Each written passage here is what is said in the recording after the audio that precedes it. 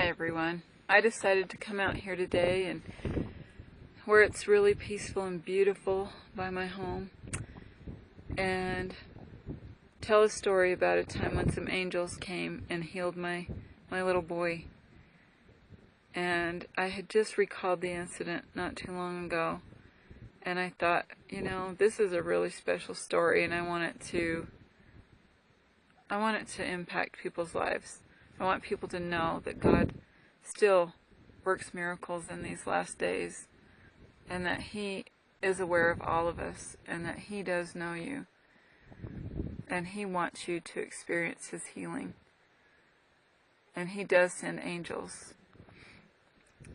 So while I'm telling this story, I thought I would just film some very, very beautiful mountains that are near my home and give you something nice to look at while you're listening.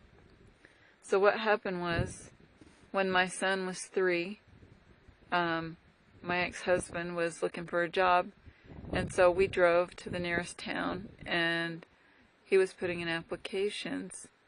And while he was doing that, we were sitting in the car, and it was an old Volkswagen Super Beetle, 74 Volkswagen Super Beetle. And in those days, those old cars, some of them did not have a blower on the heater, and so when you drove, the exhaust produced the heat, and the air that came in off of the heat came in on a vent behind the rear seat, down below the rear seat. And so what we did was, I gave my little boy a blanket to put over him while we were driving so that he would be warm in the car, because it wasn't very warm. And so you had to actually be driving and have a draft come in on that vent from the exhaust, and it was very dangerous. But I was young at the time and didn't realize how stupid that was. And so my little boy was actually sitting in the back seat, and he was putting the blanket over his head, and it was going down over the vent below his feet at the same time. Well, by the time we got to the place that my ex-husband was going to put his application in, my son had already had gotten a lot of carbon monoxide in his blood, and I didn't know it. So right after my ex-husband walked in to put in his application, my son started having a seizure and convulsing. So I grabbed him, and I ran in, and I grabbed my ex-husband, and we hurried and rushed him to the hospital, which was right up the road. And it was faster for us to do that than to call 911. So we got there, and the doctors told me that his blood was far beyond half carbon monoxide. It was over 60%. And at that point, that we just needed to prepare for the worst, because he had never seen anyone live with that high of a percentage in their blood. And my son was unconscious, and he was dying. Right at that moment, 2 men entered the room. They were just regular men, and I know that they were angels.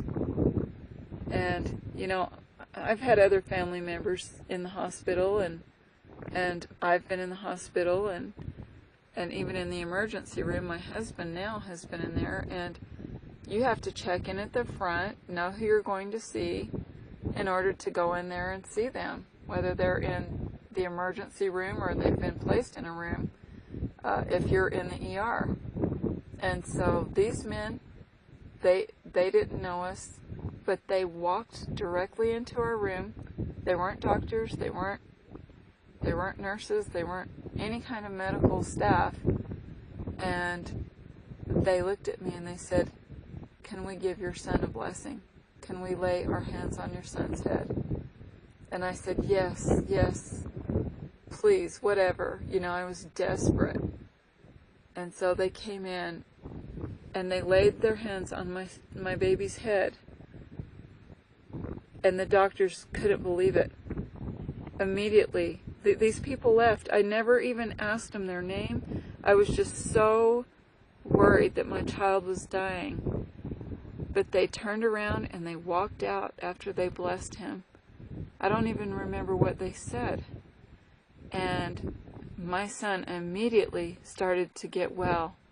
And within 1 hour, we were checked out of the hospital going home, and he was healed. Now, I don't know if any of you have had any kind of miracles like this in your lives, but this isn't the first time that we've had a miracle in my life or in my children's life.